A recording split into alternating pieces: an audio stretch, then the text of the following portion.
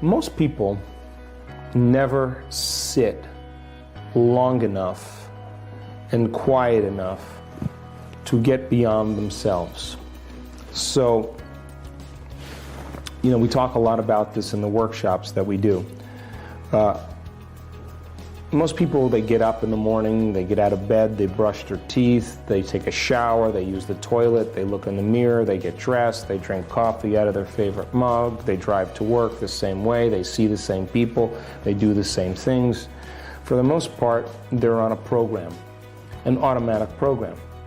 And that program is the same program as the day before. So if you keep doing it over and over again, your future is more of your past.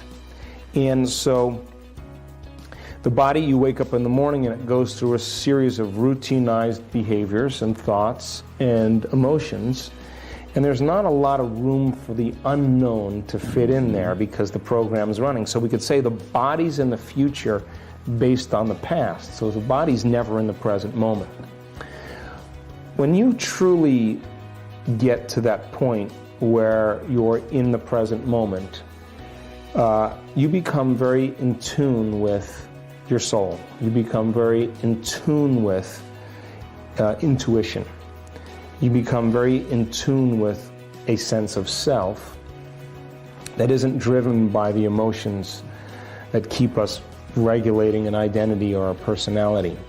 So I always say anything different is good. Mm-hmm. And if you're getting the same thought every day, like, I need to leave this relationship, or I need to move to this city, or I need to change my job, that can be an intuitive thought. It could also be a speculative thought. But for me personally, I like to ask for feedback in my life. In other words, I always say at the end of my meditation, okay, well, if my future is that, then I need a sign to let me know that that's the direction I need to go.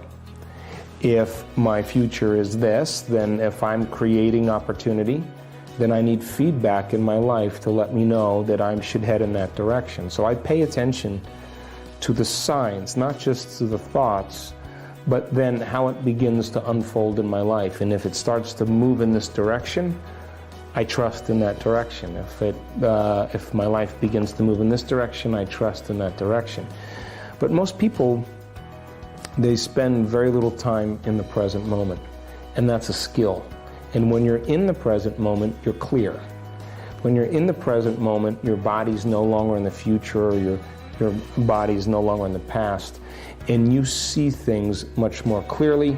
You're in tune with your thoughts, and there's less analysis, there's less confusion, there's less criticizing.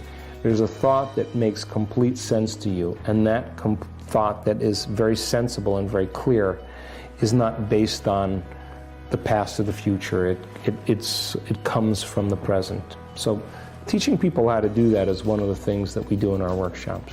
As you begin to contemplate concepts that you learn, the contemplation process is the building process neurologically in the brain. And you begin to install new circuits that causes you to perceive your life differently. So the indoctrination of an educational system that's based on right and wrong answers is very self-limiting. But we know that the brain is completely plastic, which means then if you're not learning, if you're not growing, if you're not asking bigger questions, then you're allowing yourself to be defined by your past. I would say to that person, get out there and learn.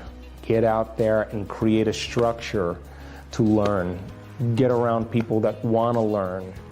Study documentaries, see YouTube videos of people talking. Get involved, become inspired by learning again. Learning should be a reward in and of itself. And if we stop learning and we keep feeling, now we're headed for our genetic destiny. And people, when they seek pleasure in order to avoid pain, Now we're bridging on the concept of addiction, because when they get something pleasurable in their life, there's a release of certain chemicals in the brain, dopamine, serotonin, norepinephrine, and those chemicals produce a burst of good feeling.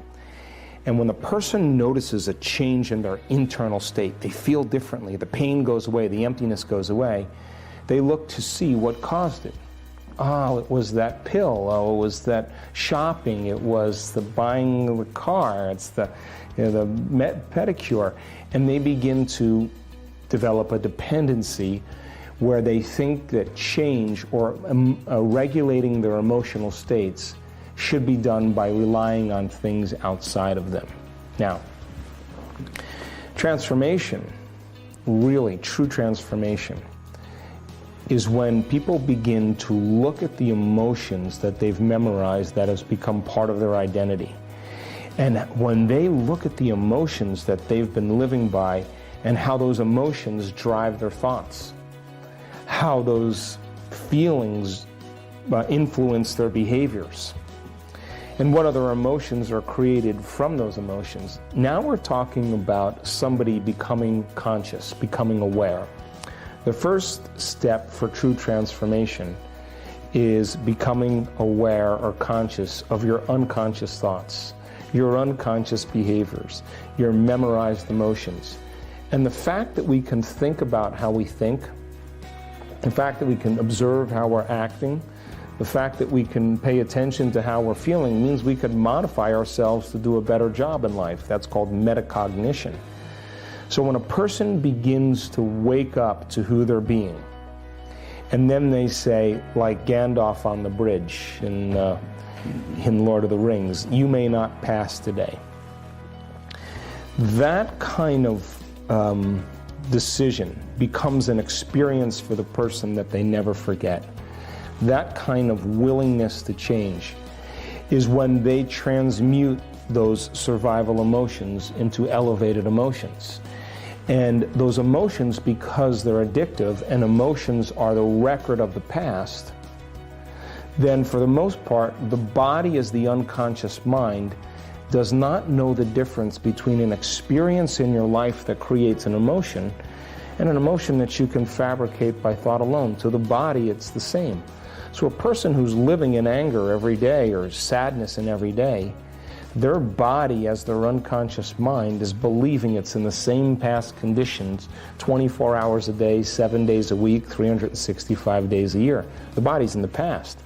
So when a person takes that emotion and literally denatures it and turns it into another emotion, the freedom from that addiction, breaking the chains from that emotional addiction, is called self-love, is called joy. Now there's a liberation of energy. The person is in love with themselves, they're in love with their life, and they say, that was so worth it. And all of a sudden, they look back at their past and they say, I would never change anything in my past because it brought me to this present moment. And when you can look back at your past that way, then the past rolls up to the present moment, and now you're beginning to experience true freedom. We are back with Complete the Quote challenge. Can you complete the quote and give us the right answer? All you need to do is to complete the quote or statement that we choose, and if you can do it first, you're the daily winner. Your job is to write the correct answer in the comments below the video, or your guess if you're not sure. In the previous video we were looking for 2 words, and the quote belongs to Joe Dispenza.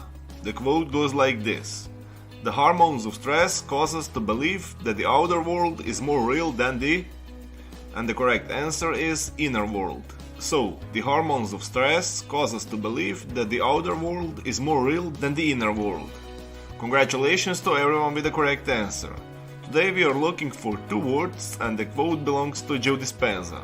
The quote goes like this: "Same thoughts always lead to the same choices. Same choices lead to the same behaviors, and the same behaviors lead to..." Write your answers in the comments below the video, and if you like this video, give your thumbs up and share it with your friends. Be the first one and win this challenge.